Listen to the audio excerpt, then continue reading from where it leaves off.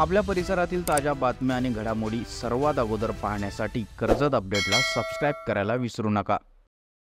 आगामी स्थानिक स्वराज्य संस्था निवडणुकांच्या पार्श्वभूमीवर सर्वच पक्ष जोरदार तयारीला लागलेत। राज्यात महायुतीतील वातावरण समंजस असलं तरी कर्जतमध्ये मात्र महायुतीत जोरदार वाद सुरू आहेत। कर्जत विधानसभा मतदारसंघात शिवसेना आणि राष्ट्रवादी पारंपरिक विरोधक आहेत। 2019 आणि 2024 महाविकास आघाडी असेल किंवा महायुती असेल, राज्यातील चित्र बदललेलं असलं तरी कर्जतमध्ये मात्र या दोन्ही पक्षांचं कधीही मनोमिलन झालेलं नाही। दिवसेंदिवस शिवसेना आणि राष्ट्रवादी यांच्यातील संघर्ष वाढतच आहे। अशातच महायुतीला राष्ट्रवादीत स्थान मिळणार नाही अशी घोषणा आमदार महेंद्र थोरवे यांनी करून टाकली आहे। आगामी ग्रामपंचायतीच्या निवडणुकीमध्ये भारतीय जनता पार्टी आरपीआय ही आपली राज्यामध्ये असणारी पारंपरिक युती आहे। राष्ट्रवादी बरोबर आपली कोणतीही युती या ठिकाणी या मतदारसंघामध्ये होणार नाही हे या ठिकाणी जाहीर करतो। आमदार थोरवेंनी इतकी टोकाची भूमिका घेण्याचं कारण म्हणजे थोरवे आणि तटकरे यांच्यातील वाद, तसेच विधानसभा निवडणुकीत महायुतीत झालेली राष्ट्रवादीची बंडखोरी। याच बंडखोरीचा फटका आमदार थोरवेंना बसला असला तरी निवडणुकीत बाजी मारण्यात ते यशस्वी झाले। त्यामुळे राष्ट्रवादीला राजकीय मैदानात पिछाडीवर टाकण्यासाठी आमदार महेंद्र थोरवे यांनी आता कंबर कसली असल्याचं दिसतंय।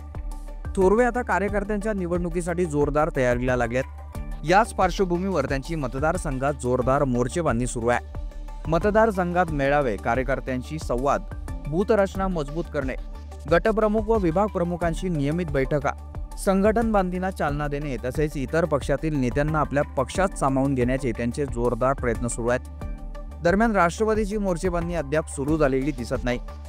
सुधाकर घारे यांनी विधानसभेला पक्षाचा दिलेला राजीनामा आणि पुन्हा झालेली त्यांची घरवापसी हे देखील त्याचं कारण असू शकतं। आगामी काळात त्यांनी देखील याचं नियोजन नक्कीच केलं असणार। मात्र यात शिवसेना आगामी निवडणुकांच्या दृष्टीने एक पाऊल पुढे असल्याचं दिसत आहे। अलीकडेच आमदार महेंद्र थोरवे यांनी शिवसेना कार्यकर्ता मेळाव्यात बोलताना राष्ट्रवादी सोबत युती नाही, जे काय करायचं ते स्थानिक स्वराज्य संस्थांच्या निवडणुकीत शिवसेना भाजप आरपीआय युतीच करणार, राष्ट्रवादीला सोबत घेणार नाही असं त्यांनी जाहीर केलंय। त्यामुळे जशी विधानसभेला महायुती असून देखील घारेंना विरोधात लढावं लागलं तसंच चित्र आताही पाहायला मिळू शकतं। दरम्यान ठाकरे गटाला देखील शिवसेनेत सामावून घेणार असल्याचे सुतोवाच थोरवेंनी दिलेत। त्याची सुरुवात त्यांनी विधानसभेपासूनच केली असल्याचं दिसतंय, ज्यात त्यांनी ठाकरे गटातील सुनील पाटील, सुदाम पवाळे यांच्यासारख्या बड्या नेत्यांना तर राष्ट्रवादीचे भास्कर दिसले, सुरेश टोकरे यांना पक्षात आणून आपली ताकद वाढवली आहे। जर शिवसेना एक संघ उभी असती तर तुम्हाला 50,000 मतांनी बरोबर सामोरं जावं लागलं हे मात्र या ठिकाणी जाहीरपणे सांगतोय। आणि पुढील काळामध्ये शिवसेना या मतदारसंघाची एक संघ केल्याशिवाय राहणार नाही।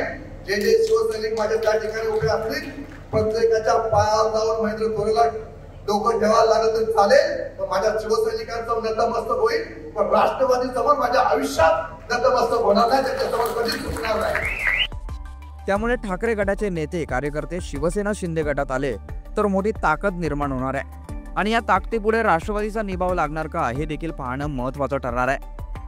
त्यामुळे येणाऱ्या स्थानिक स्वराज्य संस्थांच्या निवडणुकीमध्ये शिवसेना भाजप आरपीआय राष्ट्रवादीला सोबत न घेता निवडणूक लढणार का, आणि लढले तर मग राष्ट्रवादीचं काय असा देखील प्रश्न आता उपस्थित होत आहे। दरम्यान एकीकडे हे दोन्ही पक्ष राज्यातील महायुतीत एकत्र आहेत। विधानसभा निवडणुकीच्या वेळी घारेंनी आपली ताकद वाढवण्याचा पुरेपूर प्रयत्न केला, मात्र विद्यमान आमदार महेंद्र थोरवे यांच्या समोर त्यांची बार्गेनिंग पॉवर कमी पडली। आता सुद्धा कर्जतमध्ये महायुतीचा एकत्रित कोणताही कार्यक्रम झाला नसला तरी अनेक कार्यक्रमात शिवसेना भाजप एकत्र दिसतात, मात्र राष्ट्रवादी यात कुठेही दिसून येत नाही। त्यामुळे भाजपची पसंती सुद्धा शिवसेनेलाच असल्याचं बोललं जात आहे। त्यात शिवसेना आणि भाजप हे पारंपरिक मित्र तर आहेतच, राष्ट्रवादीचीही तालुक्यात ताकद आहे, मात्र महायुतीत ते दिसत नसल्यामुळे राष्ट्रवादी तालुक्यात एकाकी पडत असल्याचं चित्र दिसून येत आहे। दरम्यान सुधाकर घारे आमदार थोरवे यांना टार्गेट करण्यासाठी अनेक वेळा वेगवेगळे मुद्दे घेऊन समोर आलेत, मात्र त्यातून पुढे काही साध्य झाल्याचं दिसून आलं नाही। मागे एका पत्रकार परिषदेत त्यांनी थोरवेंची एक कॉल रेकॉर्डिंग बाहेर काढत आरोप केले, मात्र काही वेळातच आरोप झालेली व्यक्ती समोर आला आणि त्याने या संदर्भात सर्व खुलासे केले। त्यामुळे घारेंची ती पत्रकार परिषद फोल ठरल्याची चर्चा सुरू झाली होती।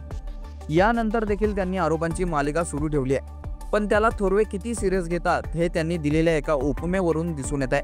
त्यांच्या विरुद्ध आम्ही बोललो की कर्जतचे राष्ट्रवादीचे नेते एकत्र येतात आणि कोल्या कुत्र्यांची पत्रकार परिषद घेतात। दरम्यान घारे हे आमदार महेंद्र थोरवे यांचे प्रमुख विरोधक मानले जातात। मात्र मतदारसंघातील मुद्द्यांवर पत्रकार परिषदेत बोलण्यापलीकडे ते कोणतंही आंदोलन करताना दिसले नाहीत। मात्र आपल्या पक्षावर, आपल्या नेत्यावर टीका झाली की घारे मात्र पेटून उठतात।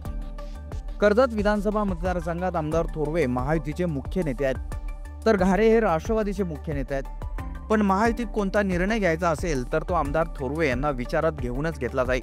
इतकं वजन सध्या आमदार थोरवेंचं आहे। त्यात घारेंना किती स्थान मिळेल यात सुद्धा प्रश्नचिन्ह आहेत। कारण रायगडचे राष्ट्रवादीचे राजकारण तटकरे पाहतात, त्यामुळे कर्जतमध्येही तटकरे यांनाच लक्ष केंद्रित करावं लागणार आहे। मतदारसंघातील विधानसभेचा कौल कर्जत नगर परिषद आणि खोपोली नगर परिषद या मोठ्या नगर परिषदांमध्ये शिवसेनेला मिळालेले मताधिक्य, त्यामुळे या नगर परिषदांवर शिवसेना भाजप आपले वर्चस्व राखेल अशी चर्चा आहे। त्यात आगामी येऊ घातलेल्या निवडणुकीसाठी त्यांची सुरू असलेली मोर्चेबांधणी विरोधकांना शह देणारी ठरू शकते। दरम्यान विधानसभा निवडणुकीत पक्षाचा राजीनामा देऊन अपक्ष लढलेले सुधाकर घारे यांनी संपूर्ण राष्ट्रवादी रिकामी केली होती, तसं त्यांनीच बोलून दाखवलं होतं। त्यामुळे कर्जतमध्ये घारे म्हणजेच राष्ट्रवादी असं चित्र आहे। नाही, कर्जत कोल्हापूरमधील आमचे सर्वच कार्यकर्ते आमच्या सोबत आहेत, त्यामुळे राष्ट्रवादी आता या मतदारसंघात शिल्लक आहे असं मला वाटतं। भविष्यात पुन्हा घारेंना निवडणुकीला सामोरे जावे लागल्यास आणि जर महायुतीतून थोरवे असल्यास ती मोठी अडचण त्यांना होऊ शकते आणि तेव्हा पुन्हा एकदा राष्ट्रवादी रिकामी होण्याची शक्यता नाकारता येत नाही।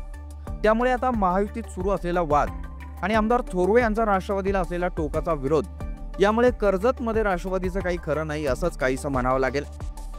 आता याला सुधाकर घारे यांची राष्ट्रवादी कशी सामोरी जाणार हे पाहणं महत्त्वाचे ठरेल।